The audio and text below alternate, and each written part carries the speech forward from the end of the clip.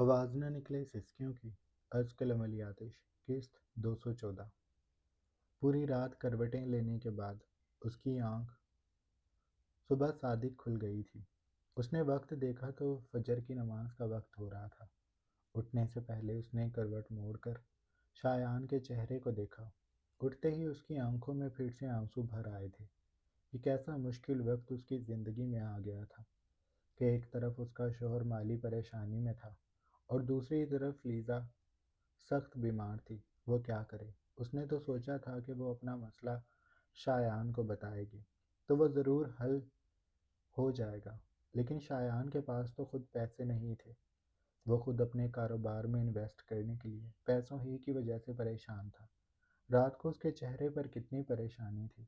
نمل نے سوچ کر ضبط سے اپنے لبوں کو بھینچا، آنکھوں میں ظاہر ہونے والی نمی کو پلکیں پٹپٹانے کے بعد وہ آنکھوں ہی میں جذب کر چکی تھی۔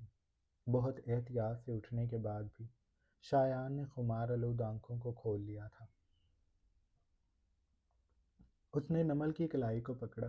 کہاں جا رہی ہو؟ وہ نیند سے بوجھل آواز میں بولا تھا۔ نمل نے اپنا رخ دوسری جانب کیا۔ گہرا سانس بھر کر وہ بدقت مسکرائی تھی۔ میں نماز پڑھنے جا رہی ہوں۔ اس کا سر چکرا رہا تھا۔ یوں لگ رہا تھا جیسے وہ کھڑی بھی نہیں ہو پائے گی۔ اسے اپنا جسم تپتا ہوا محسوس ہو رہا تھا، اور شاید شایان نیند میں تھا اسی لیے وہ محسوس نہ کر سکا۔ پر نمل کی بات پر اس نے اپنی آنکھوں کو ملا۔ وہ اس کی کلائی کو چھوڑ چکا تھا۔ کیا پڑھنے جا رہی ہو؟ اسے سمجھ نہ آئی۔ نمل نے اپنے دوپٹے کو درست کیا۔ وہ بیڈ سے کھڑی ہو چکی تھی۔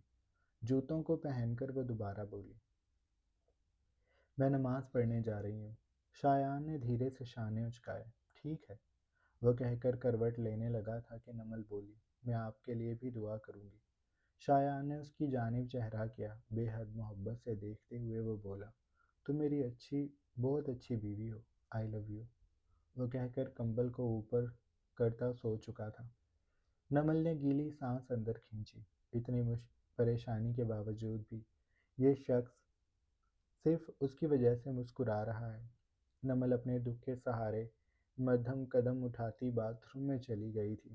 کچھ دیر بعد وہ مصلے پر بیٹھی گڑ گڑا کر اللہ تعالیٰ سے شایان کے مالی حالات ٹھیک ہونے کی دعا کر رہی تھی، اور ساتھ ساتھ وہ لیزا کی صحت کے لیے بھی دعا کر رہی تھی۔ اسے اپنا وجود مٹی کا ڈھیر لگ رہا تھا۔ پورے جسم میں درد کی ٹیسیں اٹھ رہی تھیں۔ سر بھاری ہو رہا تھا۔ پوری رات شاید ٹھیک سے نیند نہیں آئی تھی، اور پھر اس سے پہلے وہ روتی رہی تھی، اس لیے اب اس کے اعصاب شلخے ہو رہے تھے۔ نماز پڑھنے کے بعد وہ دوبارہ بستر پر آئی تو لیٹتے ہی اس کی آنکھ لگ گئی۔ جب اس کی دوبارہ آنکھ کھلی تو شایان الماری کے پاس کھڑا شاید ریسٹورنٹ جانے کے لیے کپڑے ڈیسائیڈ کر رہا تھا۔ وہ بیڈ سے اٹھی کہ تبھی شایان الماری کو بند کر کے تیزی سے اس کی طرف آیا۔ تم لیٹی رہو۔ نمل نے اسے حیرانی سے دیکھا۔ پر کیوں؟ شایان نے اسے شانوں سے تھام کر لٹایا۔ تمہاری طبیعت ٹھیک نہیں ہے، تم نے محسوس نہیں کیا؟ تمہیں اتنا تیز بخار ہو رہا ہے۔ وہ پریشان دکھائی دیتا تھا۔ اس کا ہاتھ تھام کر وہ بیٹھ گیا۔ نمل نے حیرانی سے اپنے ماتھے کو چھوا۔ اس کا ماتھا تپ رہا تھا۔ نہیں، مجھے تو احساس ہی نہیں ہوا، وہ بولی۔ شایان نے سر ہلایا۔ چلو، اب ہو گیا نا، اب تم بیڈ پر لیٹی رہو گی، کچھ بھی کرنے کی ضرورت نہیں ہے۔ میں ابھی کے لیے ریسٹورنٹ جا رہا ہوں، تھوڑی دیر میں آؤں گا، پھر ہم ڈاکٹر کے پاس چلیں گے۔ نمل نے اس کا ہاتھ تھاما۔ نہیں شایان، میں ٹھیک ہوں، میری طبیعت اتنی خراب نہیں ہے، میں گھر سے ہی میڈیسن لے لوں گی۔ وہ صرف شایان کے پیسے بچانا چاہتی تھی۔ شایان نے اسے ناراضگی سے دیکھا۔ الٹی باتیں مت کرو، میں کہہ رہا ہوں کہ ہم ڈاکٹر کے پاس جائیں گے، اور اگر تمہارا اس بات پر بحث کرنے کا ارادہ ہے تو پہلے ہی سن لو، میں تم پر اس وقت غصہ یا چلانا نہیں چاہتا۔ تم ڈاکٹر کے پاس چلی جاؤ گی، اور ضرور جاؤ گی۔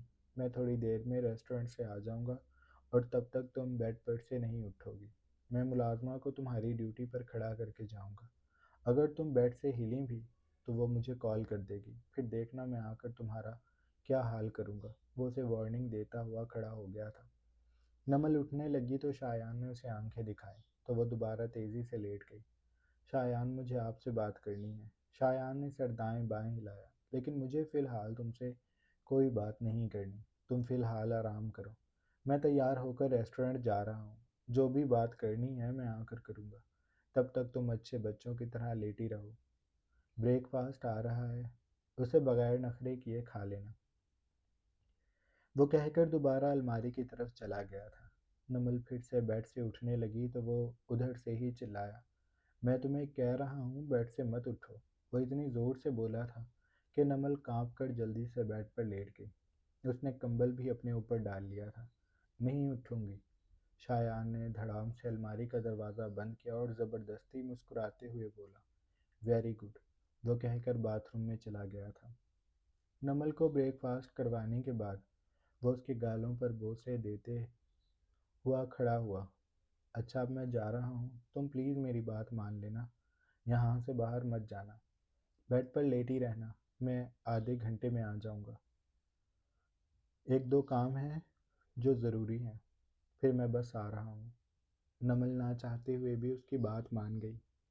شایان اسے خیال رکھنے کا کہنے کے بعد کمرے سے چلا گیا تھا اور نمل بیڈ پر لیٹی ایک بار پھر ان تمام باتوں کو سوچنے لگی جس نے رات سے اس کی نیندیں حرام کر رکھی تھی۔ اس نے اپنا موبائل اٹھایا اور دیا کا نمبر ڈائل کیا۔ پہلی بیل پر ہی دیا نے کال اٹھا لی تھی۔ دیا مجھے تم سے بات کرنی ہے۔ دیا نے فوراً کہا، ہاں بولو نمل، کیا بات ہے؟ نمل کی آواز بھر آ گئی، دیا شایان کے پاس پیسے نہیں ہیں، وہ فائنینشیل کرائسس سے گزر رہے ہیں، انہوں نے اپنا ایک بزنس شروع کرنا تھا، اس کے لیے بھی ان کے پاس جتنے پیسے ہیں وہ کم ہیں، ڈیلر ان سے بہت زیادہ پیسے مانگ رہا ہے، رات کو وہ مجھے بتا رہے تھے، وہ بہت زیادہ پریشان ہے، میں ایسے حالات میں ان سے کیسے بات کر سکتی ہوں کہ مجھے لیزا کے لیے پیسے چاہیے۔ میں نے ہر پہلو سے سوچا، لیکن دیا یہ مجھ سے نہیں ہوگا، شایان بہت مشکل حالات میں ہے، وہ کہہ کر پھوٹ پھوٹ کر رونے لگی تھی۔ دیا دوسری جانب جیسے سن ہو گئی تھی، پھر اس نے نمل کو کہا، نمل تم ہمت مت ہارو، ضرور ہم کوئی نہ کوئی راستہ نکال لیں گے۔ میں سمجھ سکتی ہوں، اچھے برے حالات سب پر آتے ہیں، اللہ تعالیٰ اگر شایان پر ایسے حالات لے کر آئے ہیں تو ان کا حل بھی وہی نکالیں گے، تم پریشان نہ ہو، ہم ضرور کچھ نہ کچھ کر لیں گے۔ نمل نے گیلی سانس کھینچی، اپنی آنکھوں کو رگڑ کر وہ بولی، میرے پاس ایک اور راستہ ہے، میں احمد سے بات کروں گی۔ دیا اس کی بات پر چپ ہوئی، احمد کون ہے؟ نمل نے دھیرے دھیرے اسے احمد کی مکمل کہانی بتائی تو وہ پرسوچ ہو گئی۔ شایان کو اعتراض ہوگا نمل، تم یہ سب مت کرو، ہم کچھ اور دیکھ لیں گے۔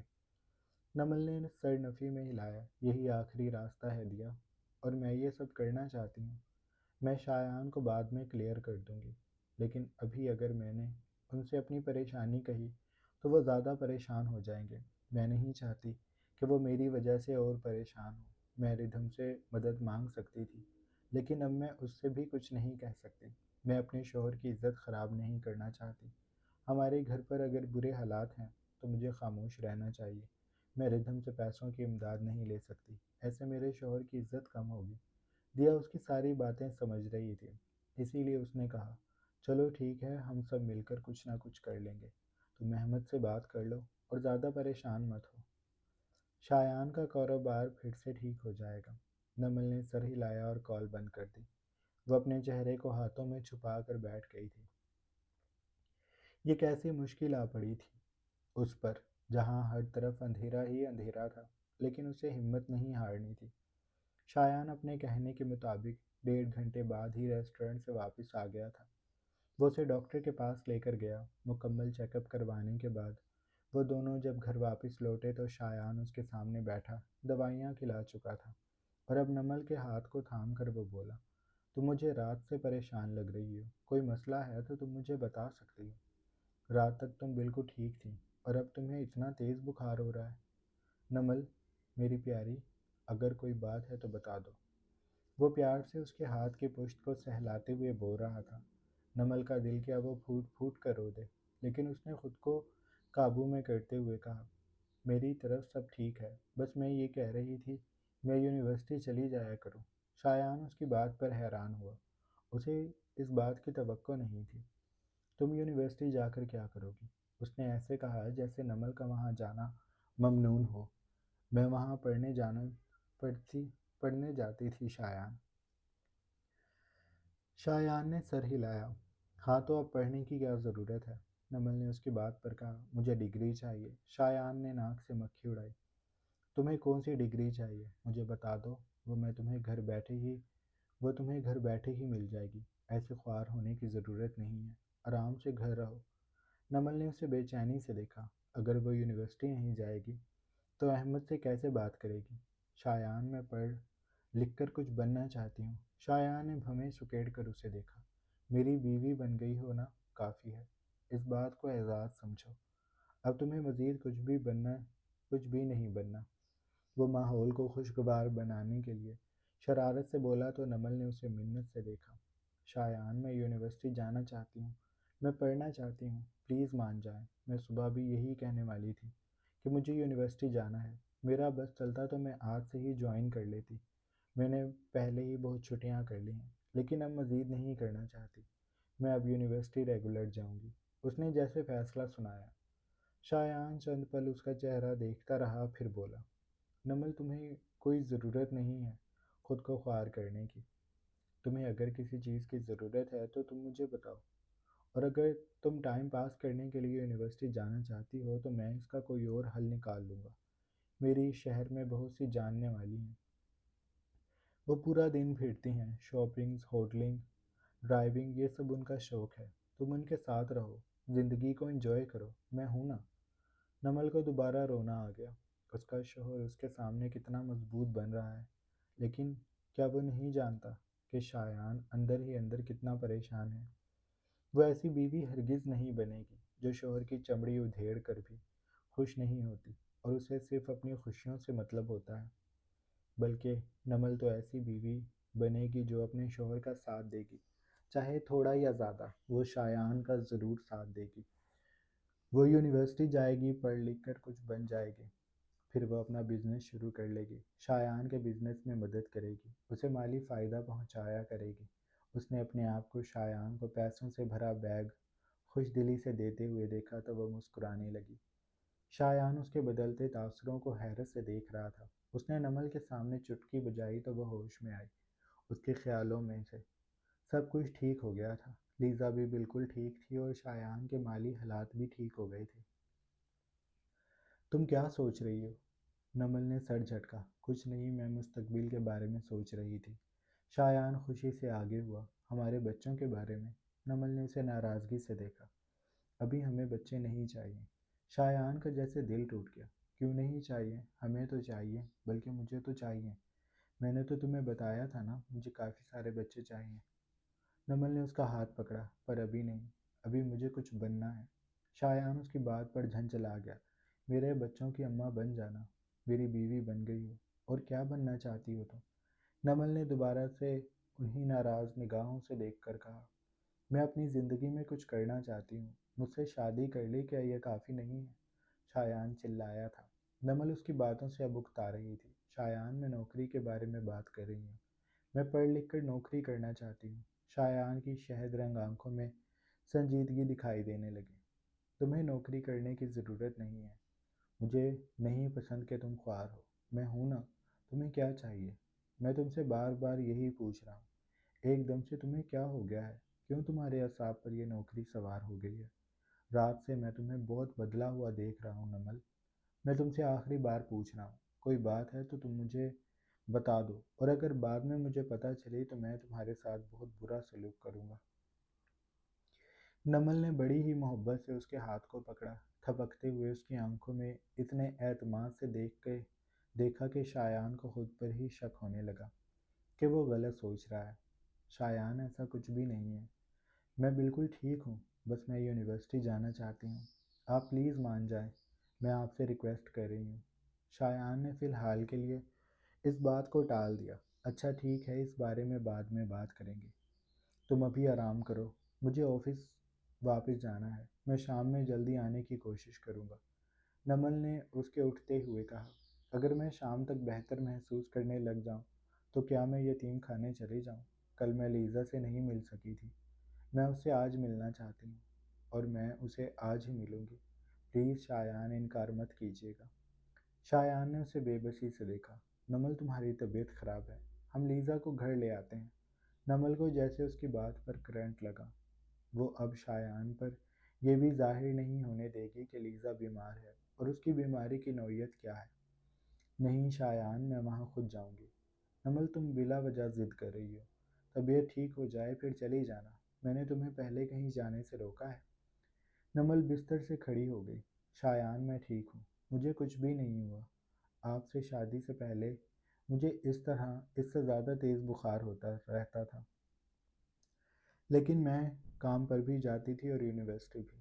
میں اتنی کمزور جان نہیں ہوں، میں نے اس سے بھی زیادہ برے حالات دیکھے ہیں۔ شایان نے سر جھٹکا۔ دیکھے ہوں گے، لیکن وہ ساری باتیں مجھ سے پہلے تھیں۔ اب میں نہیں چاہتا کہ تم اپنی جان پر ظلم کرتی پھرو۔ میں جو کہہ رہا ہوں مان جاؤ۔ نمل اس کے سینے سے لگ گئی۔ پر ابھی کے لیے آپ وہ مان جائیں جو میں کہہ رہی ہوں۔ پلیز مجھے جانے دے، میں ٹھیک ہو کر ہی جاؤں گی، میں وعدہ کر رہی ہوں۔ اس نے شایان سے اس بات پر اتنی منتیں کی کہ شایان ہار مان گیا۔ اچھا ٹھیک ہے، چلی جانا۔ نمل نے بے ساختہ اس کے گال کو چوما۔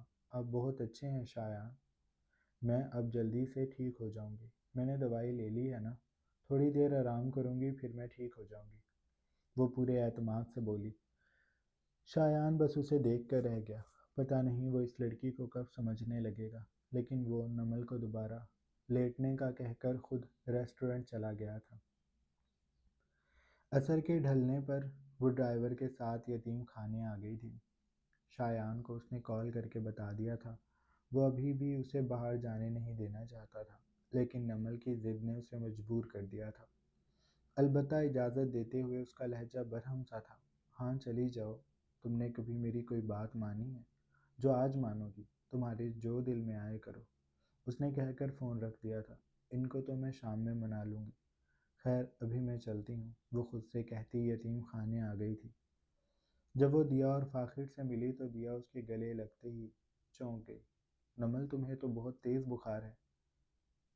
نمل نے سر نفی میں ہلایا۔ اس سے زیادہ تیز صبح تھا، اب تو میں کافی بہتر فیل کر رہی ہوں۔ کل میں لیزا سے نہیں مل سکی تھی نا، اب میں کافی سنبھل گئی ہوں، مجھے لیزا سے ملنا ہے۔ دیا کچھ کہتے کہتے رک گئی، پھر اس نے سر ہلایا۔ وہ سارا سامان نمل کے حوالے کیا جو وہ کل دیا کے پاس چھوڑ کر گئی تھی۔ پھر نمل خاموشی سے راہداری کی جانب بڑھ گئی۔ اس کے قدم من بھاری کے ہو رہے تھے، دل لرز رہا تھا۔ لیزا کو دیکھ کر وہ خود کو کیسے قابو میں کرے گی، اسے سمجھ نہیں آ رہی تھی۔ کچھ دیر بعد وہ لیزا کے سامنے بیٹھی تھی، جو ناراضگی سے منہ پھلا کر سینے پر ہاتھ باندھے دوسری جانب دیکھ رہی تھی۔ آپ اتنے دنوں بعد مجھ سے ملنے آئی ہیں، میں آپ سے بات نہیں کر رہی، لیزا آپ سے ناراض ہے۔ نمل نے اپنے کانوں کو ہاتھ لگایا۔ میں مصروف تھی، دیکھو میں تمہارے لیے کیا لائی ہوں۔ نمل نے اسے بہلانا چاہا تو وہ اسی ناراضگی سے بیٹھی رہی۔ اس کے ناتواں چہرے پر اس کی ناراض آنکھیں نمل کو بہت پیاری لگ رہی تھی۔ اس نے سر پر اسکارف باندھ رکھا تھا۔ نمل نے آگے بڑھ کر اس کے ماتھے کو چوما تو اس نے اس کے لبوں کی مہر کو جیسے مٹایا۔ آپ کو جب سے وہ کڈنیپر ملے ہیں، آپ تب سے مجھے بھول گئی ہیں۔ اسے شایان پر بھی غصہ تھا۔ جب سے وہ نمل کی زندگی میں آیا تھا، اس نے لیزا سے اس کی مما کو چھین لیا تھا، اور شایان کو لگتا تھا کہ اس لڑکی نے اس کی بیوی کو چھین رکھا ہے۔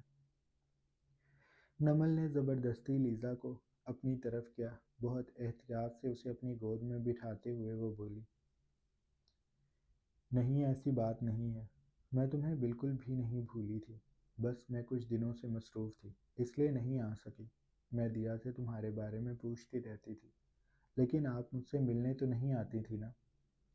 نمل نے اس کے گالوں کو چوما۔ اب میں تم سے ہر روز ملنے آؤں گی، پر پلیز اب یہ ناراضگی دور کر لو، دیکھو میں تمہارے لیے کتنی ساری چیزیں لے کر آئی ہوں۔ اس نے لیزا کو اپنے سامنے بٹھایا۔ وہ اس تمام سامان کو ایک ایک کر کے نکالنے لگی جو وہ لیزا کے لیے لے کر آئی تھی۔ اس میں کپڑے، کھلونے، جیولری، ہر وہ چیز موجود تھی جو لیزا کو پسند تھی۔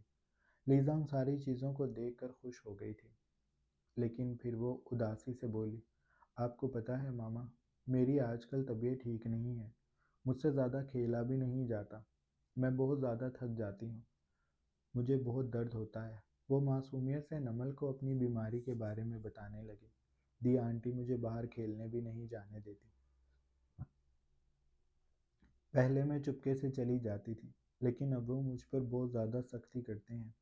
فاخر انکل بھی ان کا ہی ساتھ دیتے ہیں۔ وہ دیا اور فاخر کی شکایت لگا رہی تھی، اور اس کی باتیں سن کر نمل کا دل جیسے کوئی مسلنے لگا تھا۔ اسے ہر پل یوں لگ رہا تھا جیسے وہ رو دے گی۔ بڑی مشکل سے اس نے خود کو سنبھالا۔ لیزا کے کمزور سے ہاتھ کو اپنے دونوں ہاتھوں میں تھام کر اس نے اس کے ہاتھ کو دھیرے دھیرے تھپکتے ہوئے کہا، تم بہت جلد ٹھیک ہو جاؤ گے۔ دیا آنٹی اور فاخر انکل تمہیں اس لیے منع کرتے ہیں تاکہ تم اور بیمار نہ ہو جاؤ۔ تم جتنا آرام کرو گی تم اتنی جلدی ٹھیک ہو جاؤ گی۔ اور اب تم مجھ سے وعدہ کرو کہ تم ان دونوں کی باتیں مانو گی، چپکے چپکے کھیلنے نہیں جایا کرو گی، تم ان ساری چیزوں سے کھیلو گی کیونکہ لیزا نے جلدی جلدی ٹھیک ہونا ہے۔ لیزا کو اس کی بات سے مزہ نہ آیا۔ اس کا منہ مزید پھول گیا۔ میں کمرے میں بیٹھی بیٹھی بور ہو جاؤں گی۔ نمل نے اسے لاڈ سے گال کے اوپر اپنی انگلی کی پشت کو پھیرتے ہوئے کہا، میری بیٹی آرام کرے گی کیونکہ اس نے جلدی جلدی ٹھیک ہونا ہے۔ پھر میں اپنی بیٹی کو سائیکل لے کر دوں گی۔ پھر ہم دونوں ہر روز شام میں پارک جایا کریں گے۔ میں تمہیں خود سائیکل چلانا سکھاؤں گی۔ نمل کی بات پر لیزا چونکی۔ اس کی آنکھوں میں جگنوں سے جگنے لگے۔ آپ سچ کہہ رہی ہیں؟ آپ مجھے سائیکل لے کر دیں گی؟ نمل نے سر اس بات میں ہلایا۔ میں تم سے وعدہ کر رہی ہوں، میں تمہیں سائیکل ضرور لے کر دوں گی، پر اس سے پہلے تمہیں مجھ سے وعدہ کرنا ہوگا کہ تم اب سب کی باتیں مانو گی، کمرے میں رہو گی، آرام کرو گی اور دوائی بھی وقت پر لو گی۔ لیزا سائیکل کے لیے نمل کی تمام باتوں کو مان گئی۔ نمل کچھ دیر اس کے پاس بیٹھی رہی، اس سے باتیں کرتی رہی۔ وہ نمل کو بتاتی رہی کہ وہ آج کل کتنی تکلیف میں ہے۔ وہ معصومیت سے اپنی ہڈیوں کا درد، سانس نہ آنے پر بے چینی سب بتا رہی تھی، اور نمل بڑے حوصلے سے اس کی ایک ایک بات کو سن رہی تھی۔ جب وہ کمرے سے باہر نکلی تو اسے 2 قدم بھی نہ اٹھائے گئے۔ اس کا سر چکرا گیا تھا۔ اس نے دیوار کو سہارے کے لیے تھاما، گہرے گہرے سانس لیے۔ اس کی آنکھوں سے زاروں قطار آنسو بہنے لگے تھے۔ ان آنسوؤں کی کوئی ترتیب نہیں تھی، جو کچھ ہی دیر میں نمل کے پورے چہرے کو گیلا کر چکے تھے۔ اس کا دل کر رہا تھا کہ وہ کہیں دور بھاگ کر کسی خاموش گوشے میں بیٹھ کر خوب روئے، لیکن یہ وقت رونے کا نہیں تھا۔ اسے لیزا کے لیے اور شایان کے لیے کچھ کرنا تھا۔ وہ اب ہمت دکھائے گی۔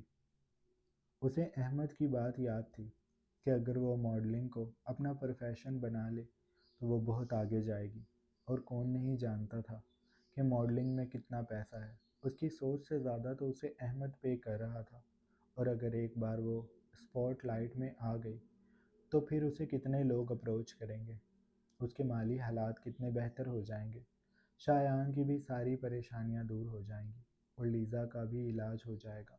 تو اسے ڈرنا نہیں ہے، اسے اب ہمت دکھانی ہے۔ وہ تمام فیصلے کرنے کے بعد اپنی آنکھوں کو پوچھتی فاخر اور دیا کی طرف بڑھ گئی تھی۔ جاری ہے۔ تو جناب یہ تھی ہماری آج کے ایپیسوڈ۔ آئی ہوپ آپ لوگوں کو اچھی لگی ہوگی۔ اگر آپ کو قسط اچھی لگی ہے تو آپ چینل کو لازمی سبسکرائب کر لیں، بیل آئیکن کے بٹن کو بھی پریس کر لیں تاکہ نئے آنے والی ویڈیوز آپ لوگوں کو بآسانی ملتی رہیں۔ اپنا ڈھیر سارا خیال رکھیے گا۔ بہت جلد ایک نئی قسط کے ساتھ حاضر ہوں گا۔ اللہ حافظ۔